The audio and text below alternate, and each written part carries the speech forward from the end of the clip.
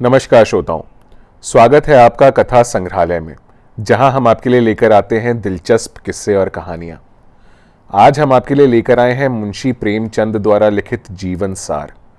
यदि आपको हमारी प्रस्तुति अच्छी लगती है तो हमें ज़रूर सब्सक्राइब करें और कमेंट बॉक्स में अपने सुझाव देकर हमारा हौसला ज़रूर बढ़ाएं। तो चलिए शुरू करते हैं।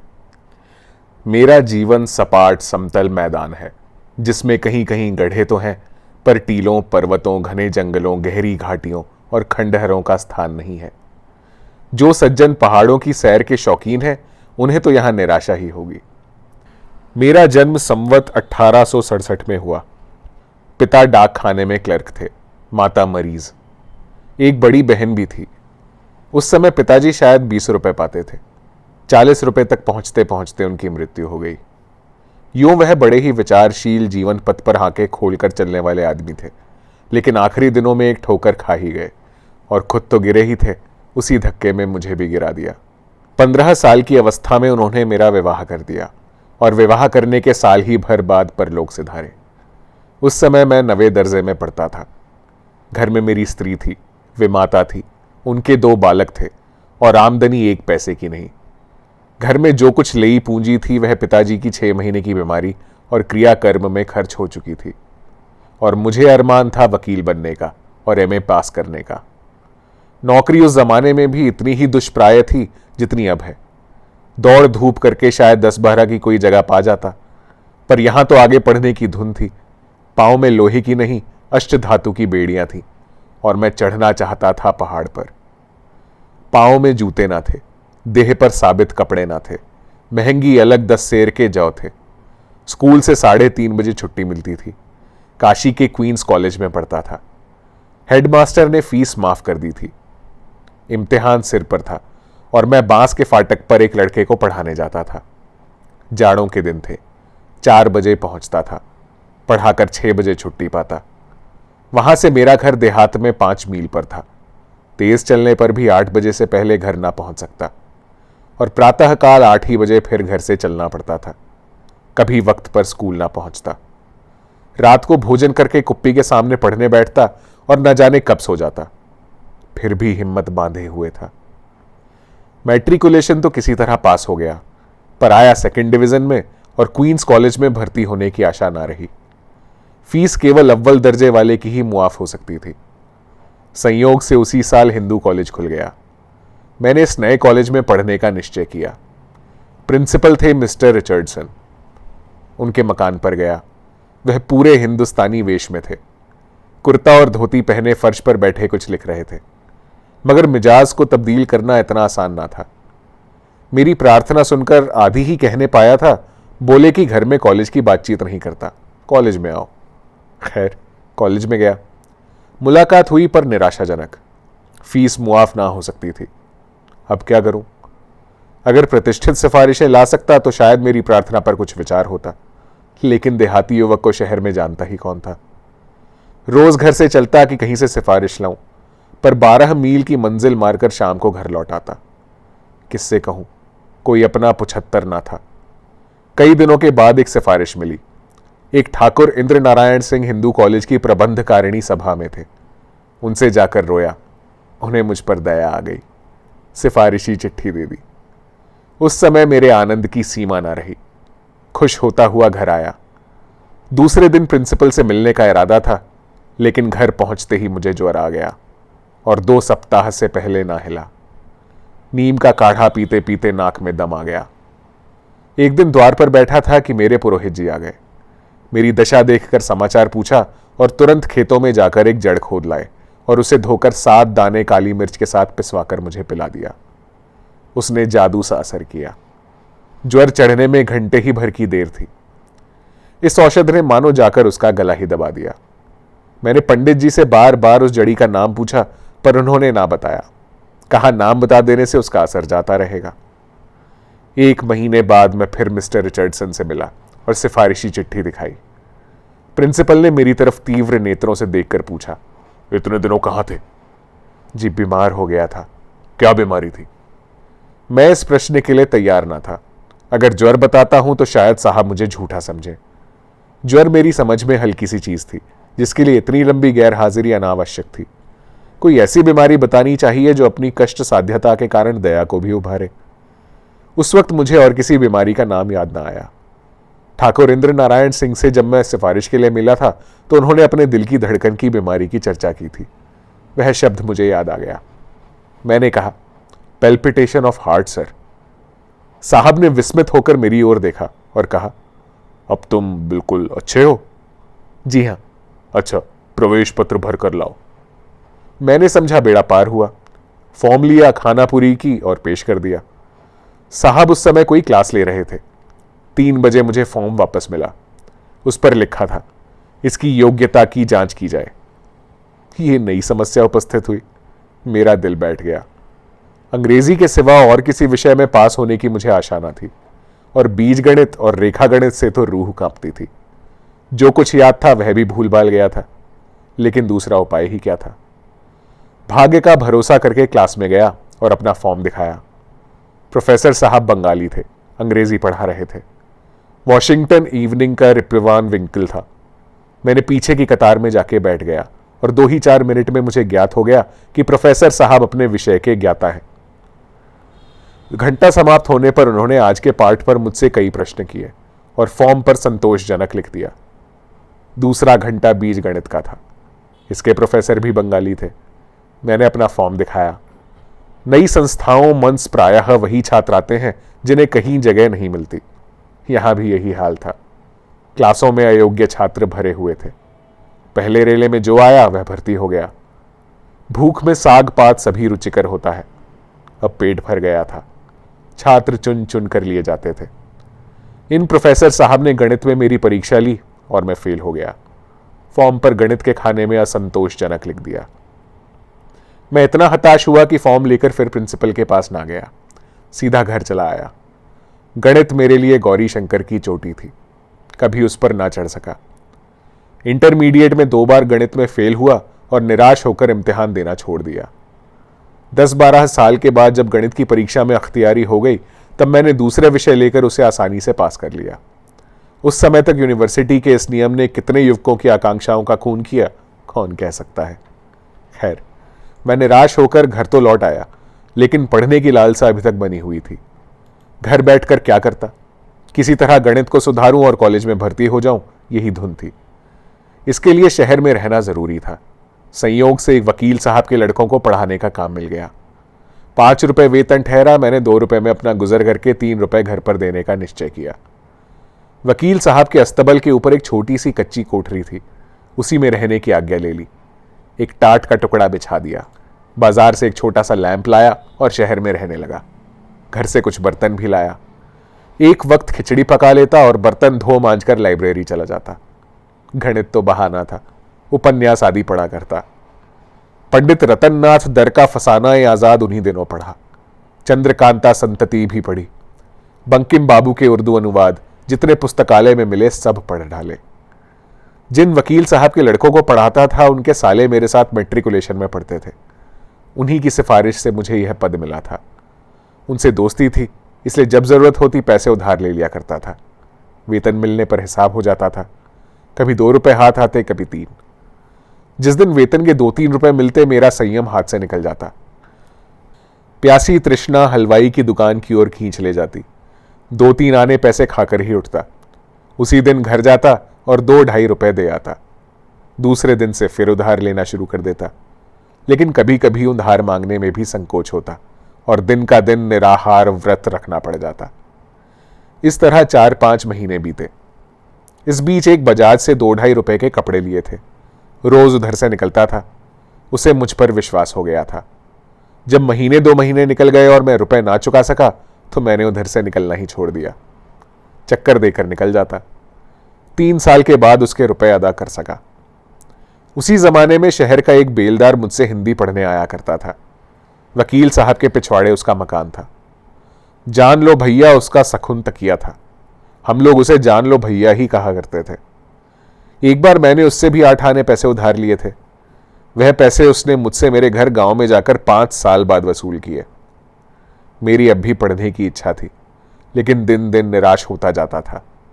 जी चाहता था कहीं नौकरी कर लूं, पर नौकरी कैसे मिलती है और कहां मिलती है ये ना जानता था। जाड़ों के दिन थे, पास एक कौड़ी ना थी। 2 दिन 1-1 पैसे का चबेना खाकर काटे थे। मेरे महाजन ने उधार देने से इनकार कर दिया था, या संकोचवश मैं उससे मांग ना सका था। चिराग जल चुके थे।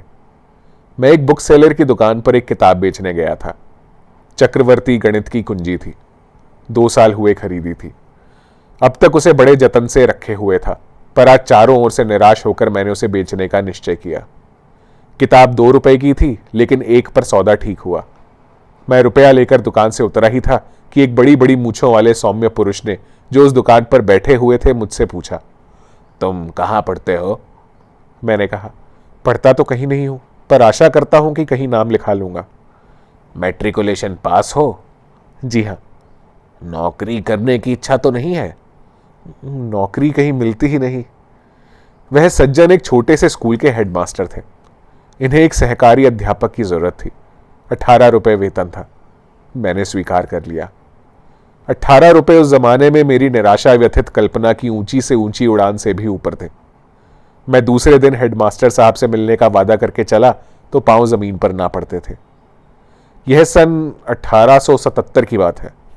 परिस्थितियों का सामना करने को तैयार था और गणित में अटकना जाता तो अवश्य आगे जाता, पर सबसे कठिन परिस्थिति यूनिवर्सिटी की मनोविज्ञान शून्यता थी, जो उस समय और उसके कई साल बाद तक उस डाकू का सा व्यवहार करती थी जो छोटे बड़े सभी को एक ही खाट पर सुलाता है। मैंने पहले पहल 1907 में गल्पें लिखनी शुरू की। डॉक्टर रविंद्रनाथ की कई गल्पें मैंने अंग्रेजी में पढ़ी थी और उनका उर्दू अनुवाद उर्दू पत्रिकाओं में छपवाया था। उपन्यास तो मैंने 1901 ही से लिखना शुरू किया। मेरा एक उपन्यास 1902 में निकला और दूसरा 1904 में, लेकिन गल्प 1907 से पहले मैंने एक भी ना लिखी। मेरी पहली कहानी का नाम था संसार का सबसे अनमोल रत्न। वह 1907 में जमाना में छपी। उसके बाद मैंने 4-5 कहानियां लिखी। 5 कहानियों का संग्रह सोजे वतन के नाम से 1907 में छपा। उसी समय बंग भंग का आंदोलन हो रहा था। कांग्रेस में गर्म दल की सृष्टि हो चुकी थी। इन 5 कहानियों में स्वदेश प्रेम की महिमा गाई गई थी। उस वक्त मैं शिक्षा विभाग में सब डिप्टी इंस्पेक्टर था और हमीरपुर जिले में तैनात था। पुस्तक को छपे 6 महीने हो चुके थे। एक दिन मैं रात को अपनी रावटी में बैठा हुआ था कि मेरे नाम जिलाधीश का परवाना पहुंचा कि मुझसे तुरंत मिलो। जाड़ों के दिन थे, साहब दौरे पर थे। मैंने बैलगाड़ी जुतवाई और रातों रात 30-40 मील तय करके दूसरे दिन साहब से मिला। साहब के सामने सोजे वतन की एक प्रति रखी हुई थी। मेरा माथा ठनका। उस वक्त मैं नवाब राय के नाम से लिखा करता था। मुझे इसका कुछ कुछ पता मिल चुका था कि खुफिया पुलिस इस किताब के लेखक की खोज में है। समझ गया, उन लोगों ने मुझे खोज निकाला और इसी की जवाबदेही करने के लिए मुझे बुलाया गया है। साहब ने मुझसे पूछा, ये पुस्तक तुमने लिखी है? मैंने स्वीकार किया। साहब ने मुझसे एक एक कहानी का आशय पूछा और अंत में बिगड़ कर बोले, तुम्हारी कहानियों में सेडिशन भरा हुआ है। अपने भाग्य को बखानो कि अंग्रेजी अलमलदारी में हो। मुगलों का राज्य होता तो तुम्हारे दोनों हाथ काट लिए जाते। तुम्हारी कहानियां एकांगी हैं। तुमने अंग्रेजी सरकार की तौहीन की है।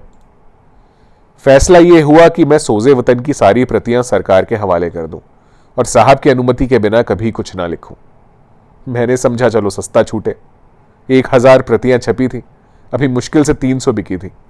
700 प्रतियां मैंने जमाना कार्यालय से मंगवाकर साहब की सेवा में अर्पण कर दी। मैंने समझा था बला टल गई, किंतु अधिकारियों को इतनी आसानी से संतोष ना हो सका।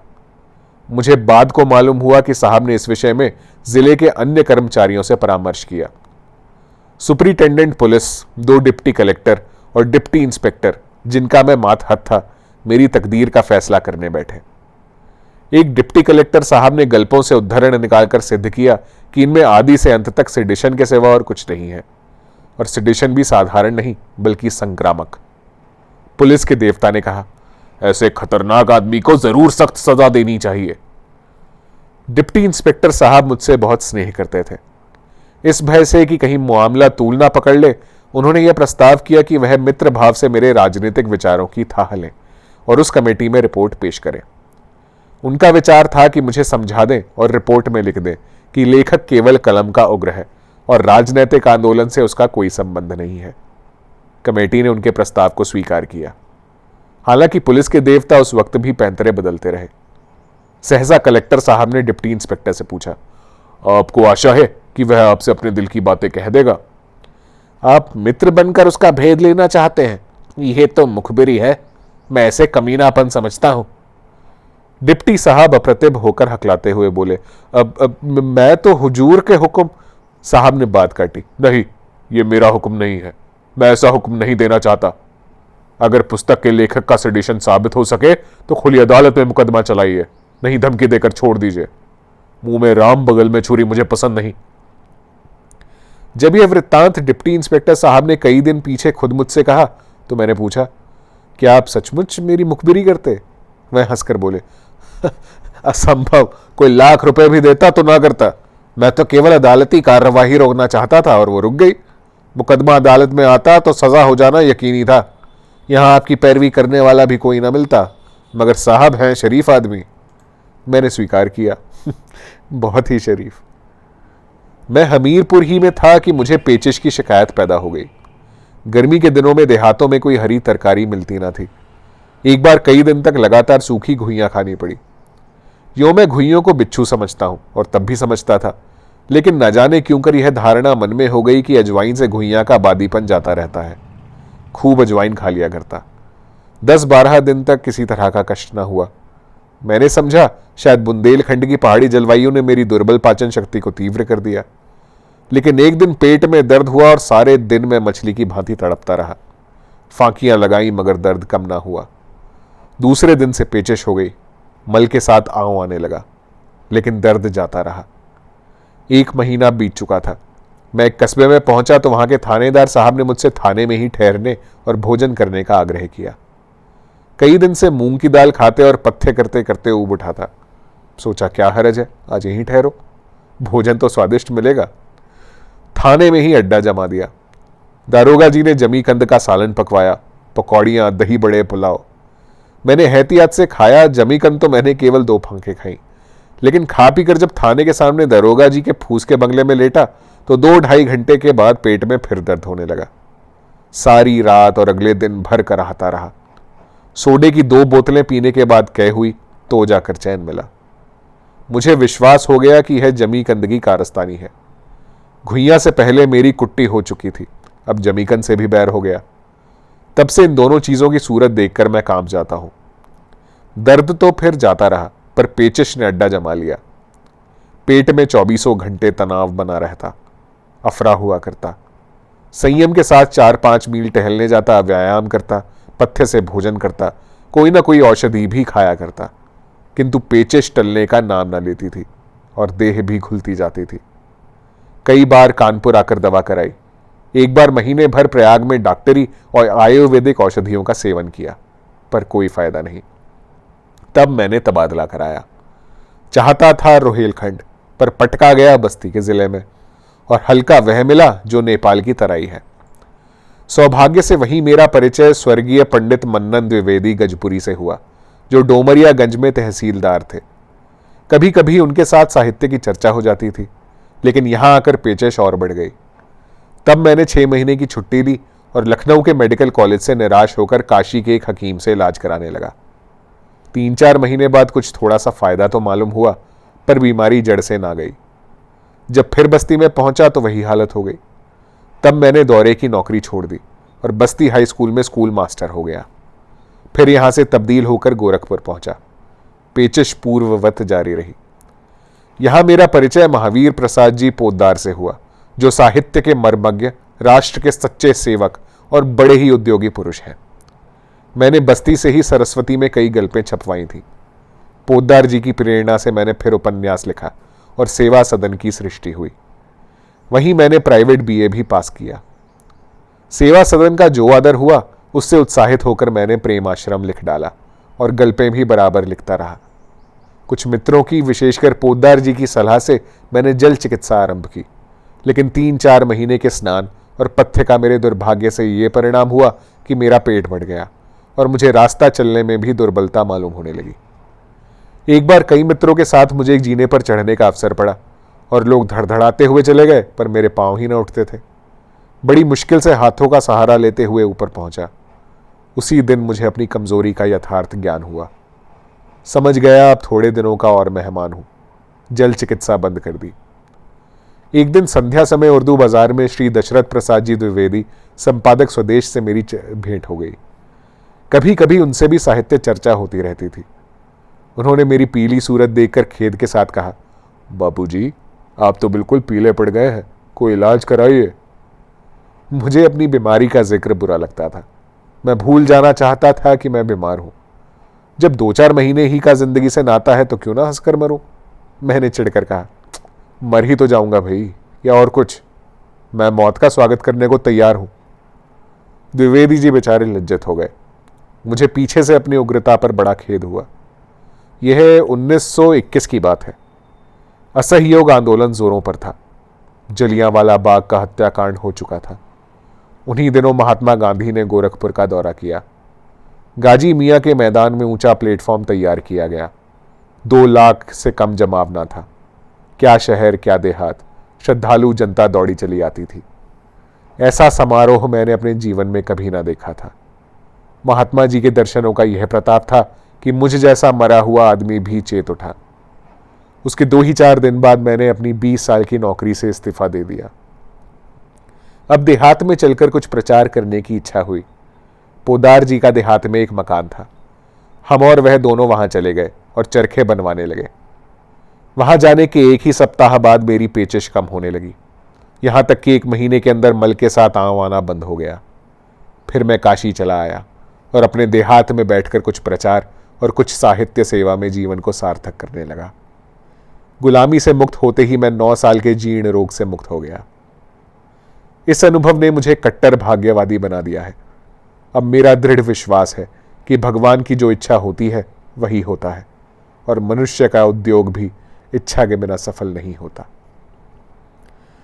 तो ये थी आज की कहानी। उम्मीद है आपको अच्छी लगी होगी। यदि आपको हमारी प्रस्तुति पसंद आई तो हमें ज़रूर सब्सक्राइब करें और कमेंट बॉक्स में अपने सुझाव देकर हमारा हौसला ज़रूर बढ़ाएं। ऐसी ही एक और दिलचस्प कहानी के साथ आपके सामने फिर प्रस्तुत होंगे।